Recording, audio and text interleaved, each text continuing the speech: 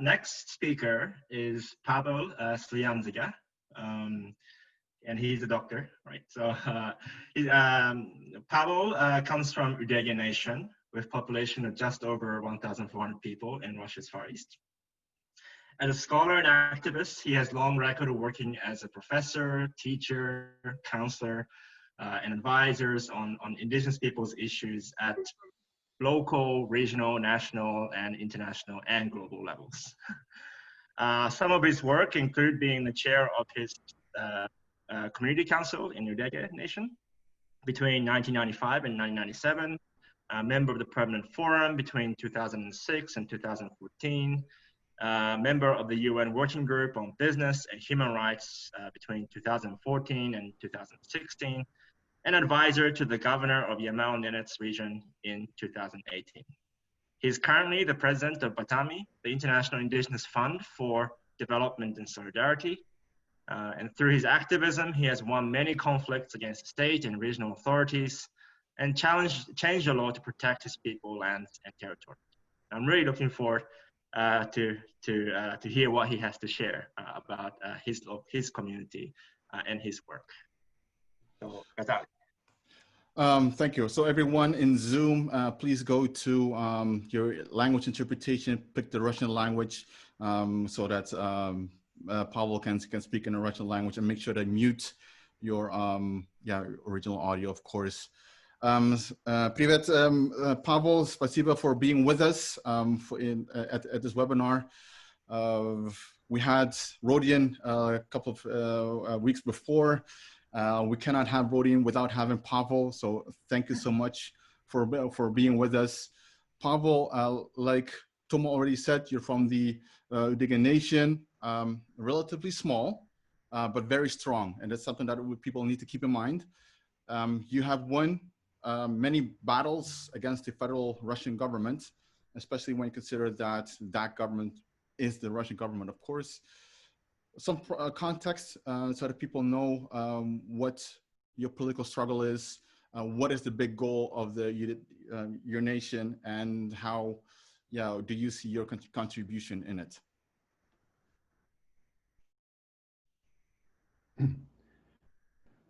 Доброе утро, у меня утро сейчас, Тома и Газали. Я очень благодарен. Grateful, Ghazali, for your invitation,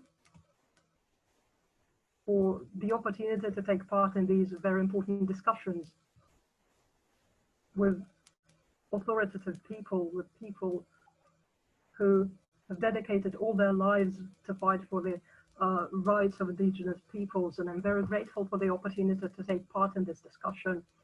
And of course, thanks a lot to the organizers for implementing this idea. Before answering your question and before continuing the topic that you suggested discussing, I'd like to say that the topic of utmost importance that was announced before for this format of communication, it was the topic that is important for the diplomats, for managers. We should always remember the diplomacy management. These are only components. These are only the instruments for our work. We should always remember the goals, our tasks that were set before us. We need to use these instruments to fulfill our goals. And in this discussion, I'm going to talk more about our nations, about our peoples, about our fight for our rights. And today, I'll try to mention a couple of points of our work, to focus on them. The first one is responsibility. We need to understand that when we demand and protect our rights,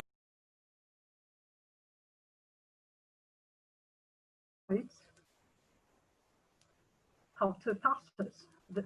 One of the facets is responsibility. And Ghazali just said that we did achieve some results, good results, that was conducted together with the authorities, with other important figures. And I believe that we achieved our success because we always understood our share of responsibility when we want to protect our rights. And it's no secret that, unfortunately, indigenous peoples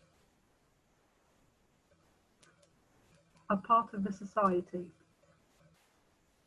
where there's lack of access to education, to healthcare, where people suffer of unemployment, where alcoholism and other problems are permanent, and it's всегда с этим происходят большие проблемы. years we've been suffering these issues. And in our society, in our community, we've always understood that this is our responsibility. Люди принимали To ensure that people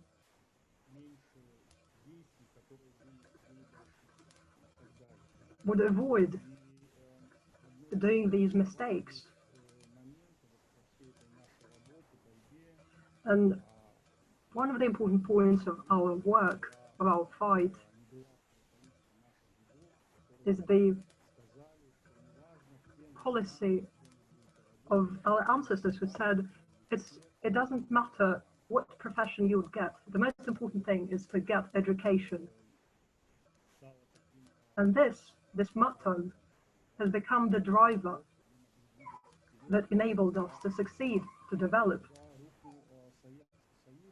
The collapse of Soviet Union resulted in many rural areas in Russia becoming extinct. Many people just died, villages died, because in the villages, life stopped.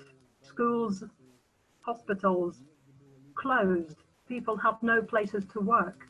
And people started leaving for big cities where there are jobs, where there are conditions to live. And Udege, our community, did not dissolve. Thanks to our doctors, we had our own doctors, we had our own engineers and teachers and professors, and all leaders of our communities were locals. They didn't leave, and that enabled us to survive, to preserve our community, and to develop. Thanks so much, Pavel. I think we're not. I am getting English translation, but there's some issues with the Spanish interpretation. But thank you so much for explaining briefly the Udege nation and like what you're facing, and also like currently as well. We talked about aspirations, like national aspirations for your nation. The topic of this webinar is about governance and diplomacy. How are you organized to achieve your national aspirations? Do you have an indigenous authority or any other kind of arrangement? Ghazali, мы всегда Ghazali, starting from the 80s of the 20th century, when we started facing all these issues, we had to delve into the issues of our people, and we decided that the most important goal is to control and govern our territories, our natural resources, and to preserve self-governance. At that time, we held a lot of negotiations. We had the opportunity to hold negotiations, actual negotiations, and I remember that at one of such negotiations, the governor of our region said to the Udege nation, "You want to take control and the governance over your lands, and we are ready to give you that, but otherwise you wouldn't get any funds, any financing from us. And we had a lot of debates. We had a meeting of the Udege, and we took the decision that we're going to say that we don't need the money of the state, the money of the governor. And we decided that we need to control our lands and to govern our lands. And we succeeded in that. Our debates were very serious. No one was going to tell us to leave, but we just wanted to continue living in our lands. And the majority said, we can do without the financing of the state. And that was our decision. We have 4 communities. My community is the biggest one. We received over 2 million hectares. Other community received 460 hectares. One Udege received another piece of land, and 70,000 of hectares accounted for the 4th community. And our region is the only region in the Russian Federation which has never had any state programs to support the indigenous peoples, and we've never received any funding. But we got the opportunity to control and to govern our territories. These processes were very difficult.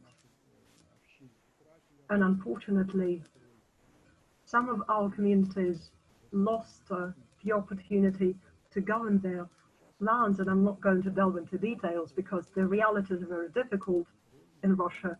But at that time, we managed to receive the opportunity to govern the territories.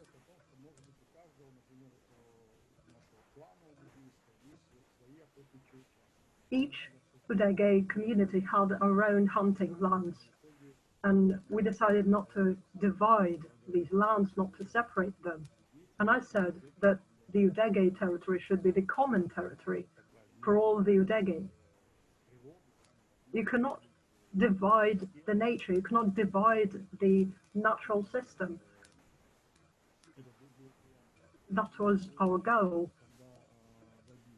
and we achieved our goal. At the same time, our territories are very rich in natural resources. These are forests, coal, and many other minerals. And many people tried to negotiate with us, tried to get the opportunity to work in our territories, to get our natural resources. But we managed to protect our rights.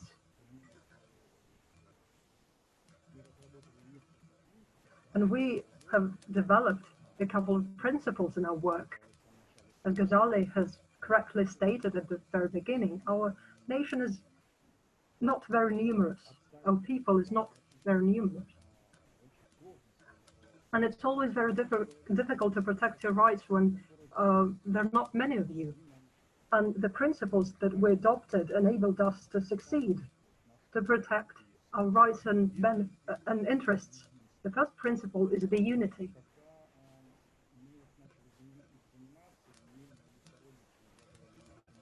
When we just started our work, I was just a young teacher. I had no political aspirations. And my people just came to me and said, our territories can be taken away. We need to do something about it. And I said, we need to be unanimous, because if I will be the only one who's going to fight, I will just be arrested. If we are, well, let's say 100, group of 100 people, then for the whole people, we won't be able to be defeated. And we have always been together. Another principle that is very important, it's the trust. We've always said, whatever others say to us,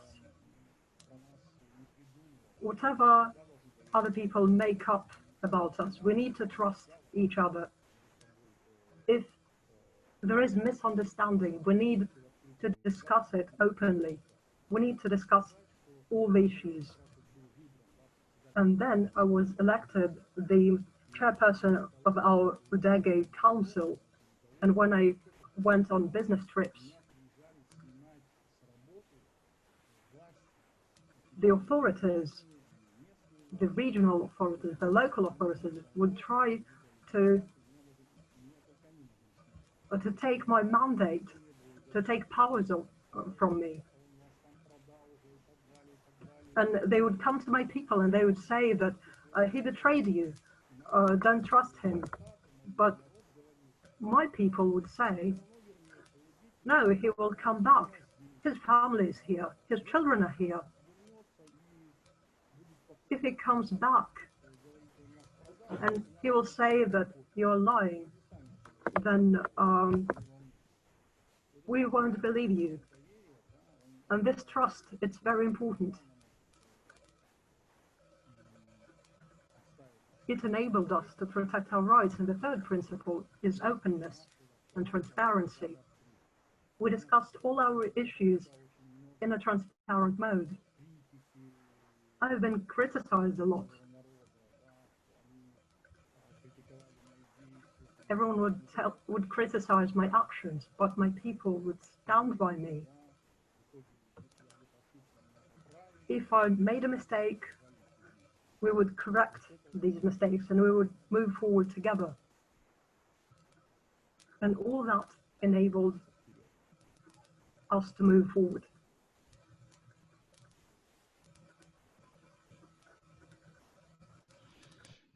Thank you so much, Pavel. It was Gracias, Pavel. Sorry, I had my... Perdón, tenía aquí mi aparato. my interpretation was still on Russian.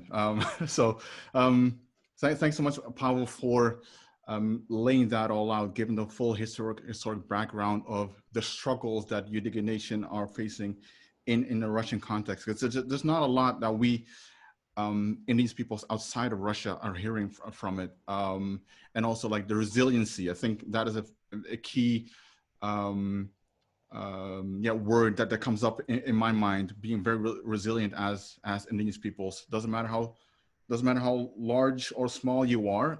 You have to be resilient. Thank you so much for that. You wanted to talk about a little bit more about Kyoto Protocol and all those things.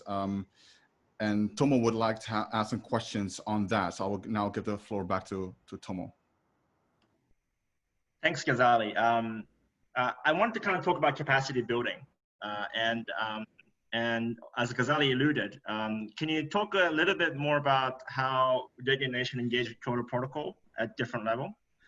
How do you build the capacity of your people to implement it?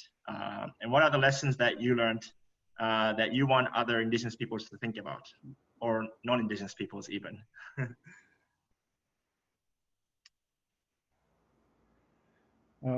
Спасибо большое, Тома. Но сейчас вот работа по Киотскому протоколу — это уже история, да, но для нашей общины она была очень успешна. Здесь, конечно... It was a success story. And I must express my gratitude to the WWF that helped us a great deal. And I must say, when we just started, or at the beginning of our negotiations, it was clear that it was important to preserve our nature, our territories. And we needed to think how we were going to develop, how we should develop our economy. What social programs should we adopt? Should we support in order to preserve our natural resources? As for Kyoto Protocol, we managed to succeed at the very beginning in order to enter the market that was developed by the Kyoto Protocol. We needed to have the document that would state that these are our lands, these are our territories. When the Kyoto Protocol came into force, Russia changed the law, and unfortunately Russia lied to us. When we just were starting our battle, in the Russian law, there was the law that would state that the lands could be used by the indigenous peoples. That's enabled us to control our lands, but then the very important phrase was taken out of the Russian law, and then it was substituted by the word ownership, and it was substituted by the word rent. But Russian land is very rich in natural resources, and no one would give these lands transfer it to our ownership. So we needed to rent these territories. And once we started the negotiations on the Kyoto Protocol, we were told, if you rent these lands, if you rent the territories, you would have the access to the lands, and we would be able to continue our work. And then it turned out that our lands were at the auction. And the Udege, as well as 7 other commercial structures, unitors, were taking part in the auction. And of course, as the Udege people, we didn't have big opportunities. And I needed to work on the diplomacy, to use the diplomatic methods to hold negotiations with the civic chamber of the Russian Federation. I am the permanent member of the forum, and I had negotiations with the administration of the president, and as a result, I managed to achieve the important goal. There was pressure on the governor, and the territories were given back to the Udege peoples. But of course, it was the rent terms, and the German Bank of Development helped us through the WWF. We received the grant for 3 years, and the German bank gave us funds so that we could rent the territories. It was absurd, but it turned out that we needed to rent our lands from our own state, and we used German money to do that. And then, as a result, we succeeded, and our community took part in selling quotes. We sold them to 2 enterprises. One of them was in Germany. International negotiations, international agreements were also taking place or taken into account, and that gave an impetus to our community. We managed to earn money, we managed to guard our territories, to take part in social programs. That was very important. And I believe that for indigenous peoples, indigenous communities that live far from centers, that live close to nature, it's very important to use global mechanisms that are being developed. And of course, you need allies, those who will help indigenous peoples. For us, these global mechanisms are very important.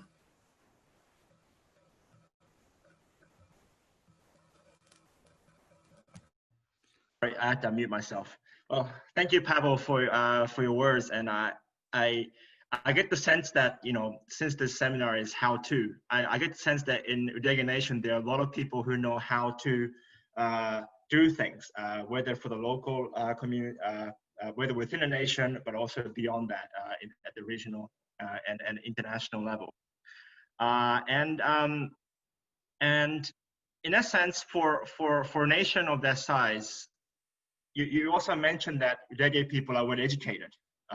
whether within their local context, but also beyond the local context.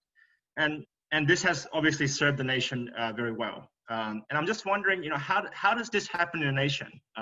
What makes this possible in such a small community that you're from?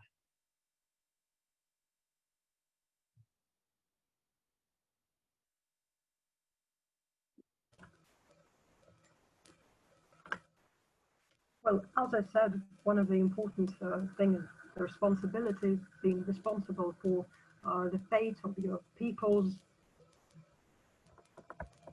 the fate of the family. And the people should also understand that no one is going to solve your issues. No one is going to help you. We should and must solve all our issues ourselves. Others can just help us, but no one is going to solve our issues for us. And this is the responsibility, this is the understanding that enabled us to move forward, that enabled us to preserve our unity,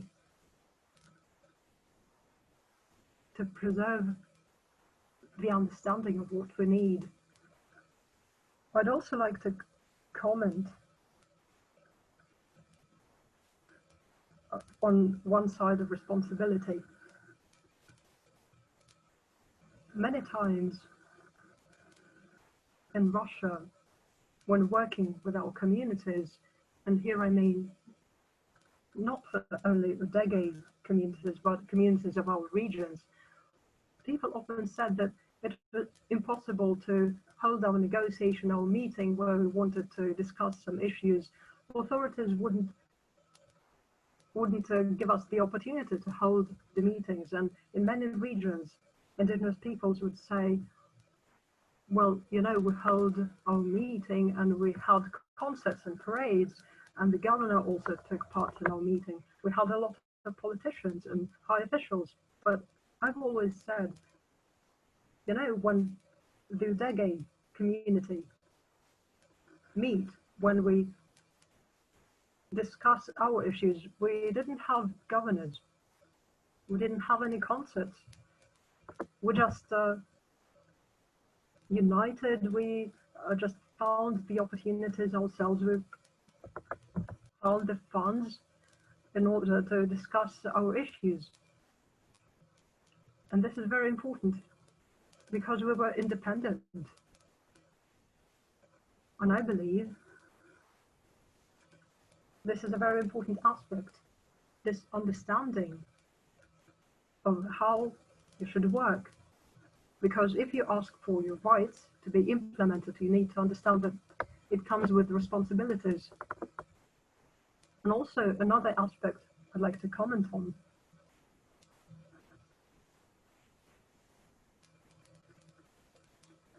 It's the ability to find allies, partners, to find the organizations and people who share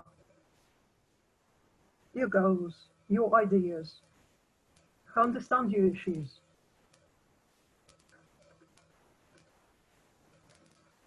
For example, I believe, of course, it is possible to achieve some results, but without the support of others, of other communities, it would be much more difficult.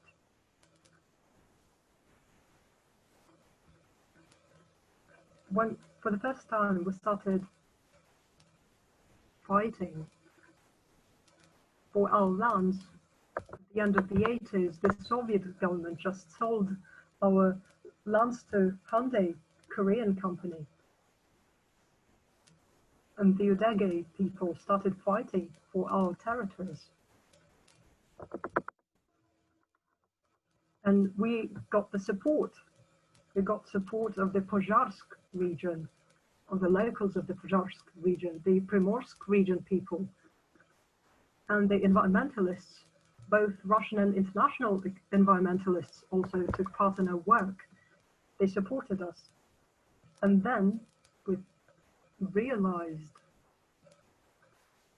that the heritage of the Ussurisk taiga forest, this is not only the heritage of the Udege people, but it's the heritage of all people, of the whole world. And the Udege peoples, they finally felt that they're part of Russia, of the Primorsk region. And our friends from Canada, from Australia, from Japan, from the US, their support helped us to feel that we are part of the whole planet. We are part of the global community. And I think this feeling is very important for the indigenous peoples. It's important to feel that your goal is very important. You're preserving the territory, not only for yourself, but also for others.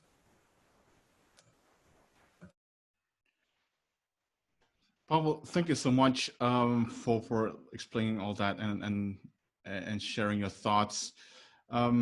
If you can, like, because we have to move on to the next speaker, on the next guest.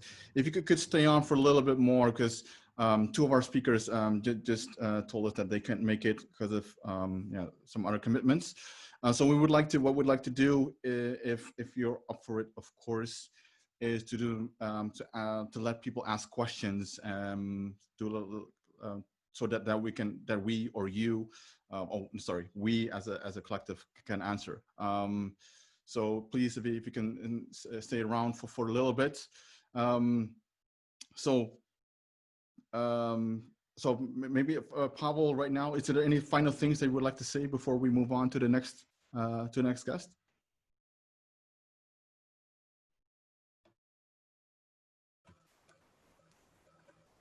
Ghazali, thank you very much. Of course, I will stay here. It's very interesting to listen to what other speakers are saying.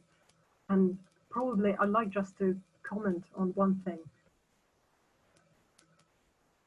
Before me, Aili was talking about that, and also previous speakers also mentioned this topic, and probably all my colleagues, we all understand very clearly the solidarity of indigenous peoples,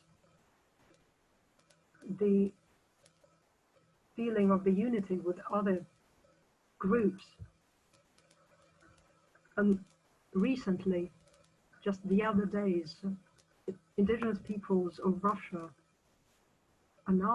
made an announcement that was the response to Elon Musk's statement. Elon Musk said that due to the development of the economy, of the industries, nickel is in demand. It's important for his job, for his work. And Russian indigenous peoples, they made a statement, an announcement. They addressed it to Elon Musk, and they asked him not to buy nickel from Russian Nornickel company, because this nickel is taken from the territories of Russian indigenous peoples. And this company